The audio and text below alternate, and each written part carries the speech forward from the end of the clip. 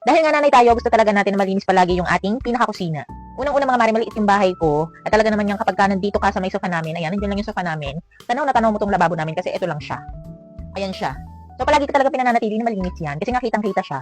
Mas napadali na nga yung paglilinis ko gamit nga itong Lids ko na rechargeable brush. Noon, mano-mano nga yung pagkukudgud ko or pagbabrush ko ng aming lababo. Especially mga mare dun sa sink kasi hindi ko talaga siya mapakintab. So kung ano-ano na yung ginagamit ko dong pang-brush para lang mapakintab ko. Pero dito mga mare sa product na to, nako, sobrang dali lang talaga niyang pakintabin. Papakita ko sa inyo yung laman. Noong nakaraan kasi, ginamit ko siya and madaming nagtanong kung hindi na daw siya mabilis malobat. So mga mare, sa tagal ko nang ginagamit nito, ilang buwan na, 6 na buwan na ata to sa akin or 5 buwan, mga ganun. Tagal ko na niyang ginagamit halos araw-araw. And nung pinadala to sa akin, siguro mga mare ilang weeks ko siyang nagamit na hindi ko siya china-charge. Kasi hindi naman oras yung pagbabrush ko saglit na saglit lang din. Kasi nga ang bilis niya makakintab at makalinis. So ayun mga mare, hindi talaga siya mabilis malobat. And dyan pala siya. Ayan, ganyan siya. Meron pa tong charge kasi hindi ko pa siya ulit nagamit pero na-charge ko na siya. Ayan, ganyan siya. May dalawang option siya, dalawang pindot kapag gusto niyo na mas mabilis. Ayan. 'Di ba?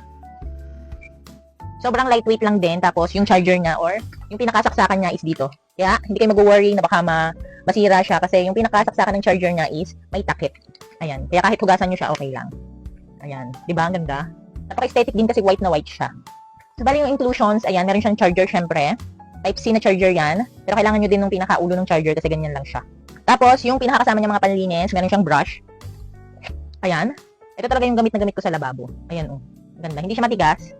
Pero makapal siya. Madami siyang strand. Ayan, oh. Makapal siya, pero hindi siya masakit or makakagasgas ng ating sink. Mas makakalinis at makakakintab. Tapos, meron din siya kasamang Scotch Brite. Ayan. Etong likod na to, itong white, dito mo siya ididikit kasi. Dito mga mare. Ayan, may kasama siyang ganyan. Para ito, dito natin siya i-attach. Ayan. And, saka natin siya isasalpak dito. So, sa brush, ganun din ha. Pakita ko lang sa inyo. Ayan. Diba? Padalawang pindot, mas mabilis. Yung brush, eto mga maring brush, ganun din. Ayan. Napakadali lang isalpak, napakadali lang din alisin. Ayan, oh. Oh. Ayan, ganyan siya. Diba? And yung patatlo, ayan, sponge naman siya. At ito, ay ginagamit ko rin lang din dito sa aking sink. Ididikit lang din natin siya dito. So, tanggalin natin tong Scotch Brite.